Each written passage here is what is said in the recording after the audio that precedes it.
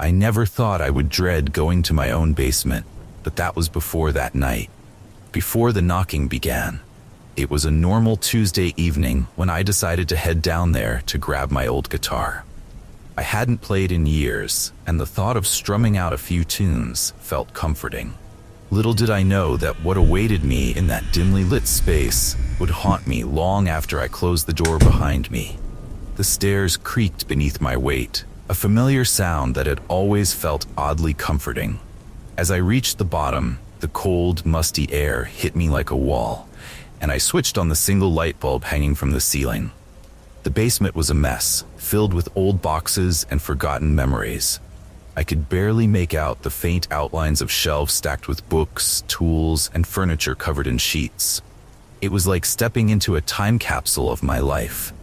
As I navigated through the clutter, I felt a chill run down my spine. I brushed it off as a draft from the window, but the feeling lingered. I finally spotted my guitar, resting atop a pile of boxes. I picked it up, dusting it off, and strummed a few chords. The sound echoed through the empty space, and for a moment, I lost myself in the music. Suddenly, I heard it. A faint knock, almost like someone tapping on the wall. I froze, my heart racing. It's just the house settling, I told myself, trying to shake off the fear. But then it came again, louder this time. Knock, knock, knock. It sounded like it was coming from the wall behind me. I turned around, scanning the dim corners of the basement, my breath quickening. There was no one else down there, just me and the shadows. I took a step toward the wall, the knocking growing more frantic with each step I took. My gut twisted, a heavy sense of dread settling in. I pressed my ear against the cold concrete, straining to hear anything more, but it fell silent. "Hello?" I called out, my voice shaky. There was no response, just the echo of my words fading into the stillness. I stepped back, shaking my head, trying to convince myself I was imagining things. I decided to brush it off and went back to my guitar, but I couldn't shake the feeling that something was off. The knocking had stopped, but the air felt thicker, charged with an unshakable tension. After a few more minutes of playing, I couldn't take it anymore. I set the guitar down and turned to leave. Just as I was about to head up the stairs, the knocking returned. This time accompanied by a low, muffled sound like a voice trying to break through. My heart raced as panic clawed at my throat. I couldn't tell if it was real or just my imagination running wild. I grabbed my phone and turned on the flashlight, casting a beam across the room. Shadows danced in the light, and I felt more alone than ever. "Is anyone there?" I shouted, my voice echoing back at me. No answer, just silence. Feeling braver, I moved closer to the wall. I pressed my palm against it, trying to feel any vibrations from whatever was behind it. It felt solid, but the noise continued, an almost desperate series of knocks. I took a step back, debating whether to call for help. My phone lit up with notifications, the screen illuminating my anxious face. I hesitated, thoughts racing through my mind. I finally decided to text my friend Jake. "Dude, something's weird in my basement. I keep hearing knocking. Can you come over?" While I waited for a response, the knocking escalated, echoing like a frantic heartbeat. I was frozen, every muscle in my body tense as I stood there staring at the wall. I couldn't shake the feeling that something, or someone, was trapped behind it. The thought made my skin crawl. Just as I was about to head back to the stairs, my phone buzzed with a reply. "I'll be there in 10. Relief washed over me. I took a deep breath, willing myself to calm down. I paced around the basement, trying to distract myself, when the knocking stopped again. I felt like I was losing my mind. I was about to give in to my nerves and bolt for the stairs when I noticed something unusual. A faint outline on the wall, like a door that had been painted over. I leaned in closer, my heart pounding. Suddenly, the knocking returned, louder and more frantic than ever. I jumped back, my breath hitching in my throat. I didn't want to be there anymore, but something pulled me closer to the wall. I reached out, my fingers brushing against the outline. It felt cool, as if it were beckoning me. Just then, I heard Jake's voice calling from the top of the stairs. "Hey, you down there?" "Yeah," I shouted back, relief flooding my veins. But before I could turn to leave, the knocking transformed into a desperate pounding, echoing through the basement. It was as if whatever was trapped behind the wall knew someone was here. I took a step back, my heart racing, feeling trapped in the moment. "Dude, what's going on?" Jake asked, concern lacing his voice as he appeared at the top of the stairs. "I don't know. I keep hearing knocking," I replied, my voice shaky. "It sounds like it's coming from the wall." He raised an eyebrow, skepticism evident in his expression. "You sure it's not just the pipes or something? Basements make weird noises." "Yeah, but it's not normal. It feels different." I hesitated, feeling foolish as I tried to explain. Jake stepped down the stairs, his footsteps echoing in the stillness. "Show me." I led him to the wall, my heart pounding as I pointed to the strange outline. "Right here. I swear it sounds like someone is trapped behind it." He studied the wall, his brow furrowing. "I don't know, man. It looks like it could just be a crack in the plaster." But before he could say more, the knocking returned, more forceful than ever. It rattled the very foundation of the basement, making us both jump. "Okay, that's definitely weird," Jake admitted, his tone shifting from disbelief to concern. "What do you think we should do?" I swallowed hard, glancing at the wall, my instincts screaming at me to leave. "I don't know. We should probably call someone. A contractor or something." Just as I said it, the knocking stopped abruptly, replaced by an unsettling silence. Jake and I exchanged glances, a mixture of fear and confusion hanging in the air. "Maybe we should just get out of here," he suggested, his voice low. I nodded, feeling an overwhelming urge to escape the basement. But just as we turned to leave, a loud crash resonated from the wall. The force rattled the room, sending a jolt through my body. We both froze, staring at the wall in disbelief. "What was that?" Jake whispered, his eyes wide. "I don't know," I replied, my heart racing. We took a cautious step back, glancing at each other, our minds racing with thoughts of what might be behind that wall. I couldn't shake the feeling that something sinister was lurking just out of sight. "Let's just go," I urged, and we turned to head back up the stairs. But just as we reached the first step, the wall exploded outward in a shower of dust and debris. I screamed, stumbling back as a dark figure emerged from the hole, its features obscured by the shadows. I could hardly comprehend what I was seeing. A gaunt, disheveled man, his eyes wild and desperate. "What are you doing?" he shouted, his voice hoarse and broken. "Help me!"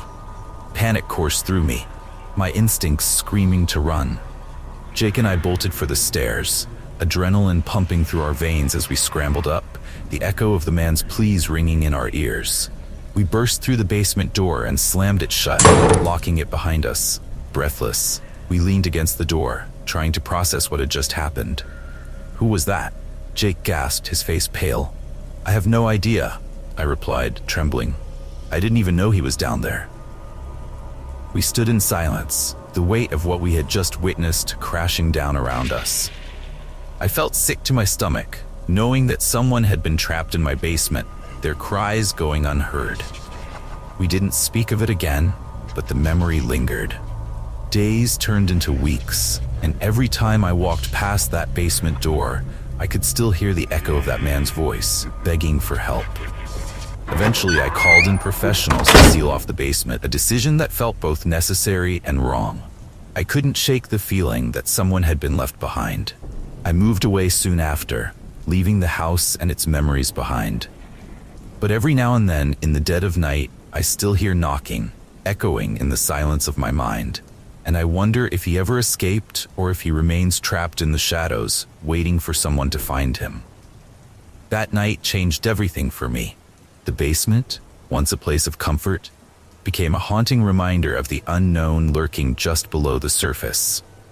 I realized that sometimes the scariest things aren't ghosts or monsters, but the terrifying reality that people can get lost in their own darkness. Please don't forget to like, comment, and subscribe for more terrifying horror stories. It was October 1st, that perfect fall day when the air has that fresh autumn breeze, and the leaves start to turn golden brown. Fall is my favorite season, and this year was special. It was the first one my boyfriend Carter and I would be spending together in our new home.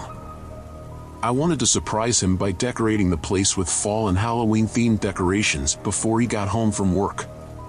It was supposed to be a cute, fun way to make our house feel more festive. I went out to a few stores, picked up some items, but I was still looking for that finishing touch to tie everything together. That's when I decided to check out Facebook Marketplace. After scrolling for a bit, a listing caught my eye. It was a picture of a large plastic container filled with fall decorations, tableware, outdoor pieces, the works. The best part? It was only $20. A steal, really. The seller's profile name was Rob, and the ad mentioned he was clearing out his house, selling off everything. Seemed innocent enough. I messaged him, and to my surprise, he responded almost immediately. He told me the container had everything I needed to get my place looking perfectly festive. The only catch was that he wouldn't be available until after work, around 9 p.m. I hesitated for a moment, but I figured it was worth it for the deal. He gave me his address, and I agreed to meet him later that evening. Before I left, I told my friend Sally about it, and she insisted on coming along. Just in case, she said, half joking. I didn't argue. It felt safer having someone with me, especially heading to a stranger's house at night. We set off around 8:30 p.m., the sun long gone, leaving us driving in the darkness. The address was about 30 minutes away, and the closer we got, the worse the neighborhood seemed. Sally kept pointing out how rundown everything looked, but I reassured her it was just an older part of town. Besides, it was dark. Everything looks creepier at night, right? As we pulled up to the address, my phone buzzed with a message from Rob. "You can come right in when you get here," it read. I showed it to Sally, and we both gave each other a look. It felt off. Normally, people would greet you at the door, not invite you into their house without even seeing you. The house looked like any other in the neighborhood, old but well kept. No cars in the driveway, though, which was odd since Rob said he'd be home by now. I messaged him back, asking if he could come to the door. There was no response, but moments later, we saw the blinds on one of the windows shift slightly, like someone was watching us. A few seconds passed, and the front door creaked open. A man's shadow stood there, but only half of him was visible, peering out from behind the door. He didn't say anything, just waved us in with a slow, deliberate motion.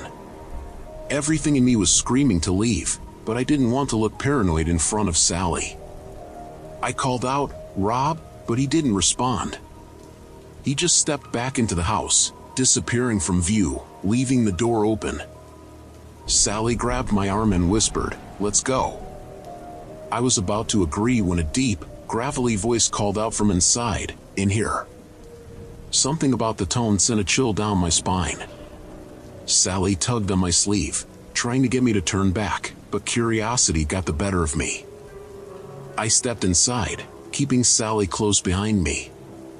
The smell hit us instantly, an overwhelming stench of something rotting, mixed with an old, musty odor. It was nauseating.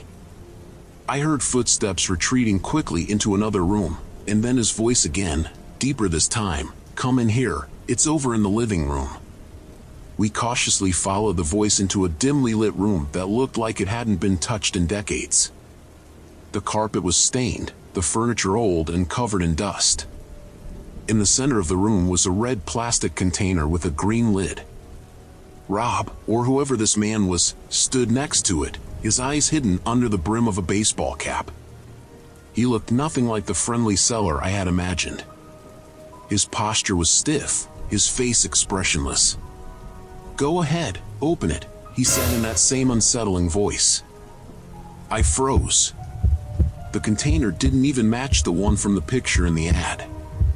It was a different color, and something about it felt wrong. Sally whispered, "Let's go," her voice shaking. I agreed, and we started inching backward toward the door. Before we could make it out of the room, the man stepped forward and said, "What, not gonna look?" His voice was laced with something menacing now, a slight grin forming on his lips. He reached for the lid of the container, and as he started to lift it, the smell intensified, overwhelming us. What was it? Without waiting to see what was inside, we turned and bolted for the front door. We didn't look back until we were safely in the car. As I started the engine, I noticed the front door had already slammed shut behind us. No sign of the man. We drove in silence for a few minutes, both of us too shaken to speak. Finally, Sally broke the silence. What the hell just happened? I had no answer. I didn't know what was in that container, and I didn't want to find out. The next day, I told Carter everything. He was furious that I'd even gone to the house in the first place.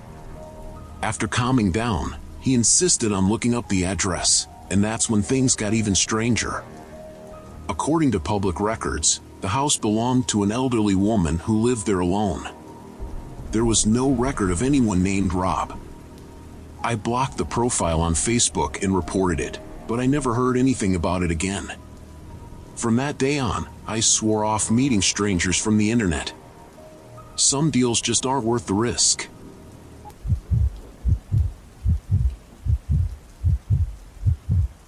It happened a few years ago, but I still remember every detail as if it happened yesterday. It was a typical Friday night, and I was home alone. My roommate, Jess, had gone to visit her parents for the weekend, so I had the whole place to myself. Our apartment was in a quiet neighborhood, one of those areas where nothing much ever happens. I was looking forward to a weekend of binge-watching shows and maybe a bit of self-care. I was in the living room, sprawled on the couch, with a bowl of popcorn on my lap and some random TV show playing in the background. It was around 10 p.m. when I first noticed it, a strange feeling, like I was being watched. At first, I shrugged it off, telling myself I was just being paranoid. I glanced over at the window, but the curtains were drawn and everything seemed normal. A few minutes later, I heard a faint noise coming from the backyard. It sounded like something rustling, like the wind blowing through the leaves. I tried to ignore it, convincing myself it was probably just a raccoon or some stray animal. But the noise kept going, steady and persistent. I muted the TV and listened closely. That's when I heard it, the unmistakable sound of footsteps crunching on gravel. Slow, deliberate steps, moving closer to the house. My heart started racing, and I felt a chill run down my spine. I got up from the couch, tiptoeing to the window, and slowly pulled back the curtain, just enough to peek outside. There was a man standing in my backyard. He was facing away from the house, just standing there, still as a statue. He was tall, wearing dark clothes, and had his hands in his pockets. I froze, my breath catching in my throat. What was he doing there? I quickly let the curtain fall back into place, my mind racing with 1,000 thoughts. Maybe he was just lost, or maybe he was a neighbor, but why was he just standing there, not moving? I decided to wait it out, hoping he would leave. I tried to rationalize it. Maybe it was just a coincidence, a random passerby. But then I heard the footsteps again. Slow, deliberate, like he was pacing back and forth. I couldn't help myself. I had to look again. I grabbed my phone and dialed 911, my hands shaking. The operator picked up, and I tried to keep my voice steady as I explained what was happening. She told me to stay on the line, and that a patrol car would be there soon. I felt a little relieved, but the fear was still gnawing at me. I kept my eyes on the window, watching for any sign of movement. This time, he was closer to the house, almost directly in front of the window. I couldn't see his face clearly, but he seemed to be looking straight at me, through the curtain. I backed away, my heart pounding in my chest. A few minutes passed, and the footsteps stopped. I felt a surge of hope, maybe he had left. But then I heard something else, a soft tapping, like fingers drumming on glass. I looked up and saw a silhouette standing just outside the window. The curtains were thin, and I could make out the shape of his face, his nose almost touching the glass. He was staring right at me. I stumbled back, dropping the phone. The tapping grew louder, more insistent. I grabbed a kitchen knife, my hands trembling, and ran to the bathroom, locking the door behind me.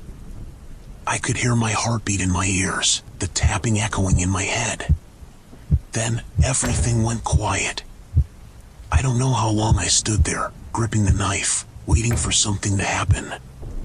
It felt like hours, but it was probably just a few minutes. I heard the distant sound of a siren approaching, and I felt a wave of relief wash over me.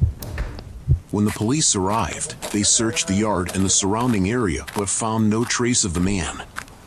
They told me it was probably just a prowler, someone looking for an easy target. They assured me they'd keep an eye on the neighborhood, but the look in their eyes told me they weren't convinced it was that simple. I never saw the man again, but for weeks, I couldn't shake the feeling that he was still out there, watching, waiting. I moved out of that apartment a few months later, but I still get chills whenever I hear footsteps in the dark or a faint tapping on the window. I don't know who he was or what he wanted, and I guess I never will. But sometimes, late at night, when I'm alone, I can't help but wonder if he's still out there, waiting for the right moment to come back.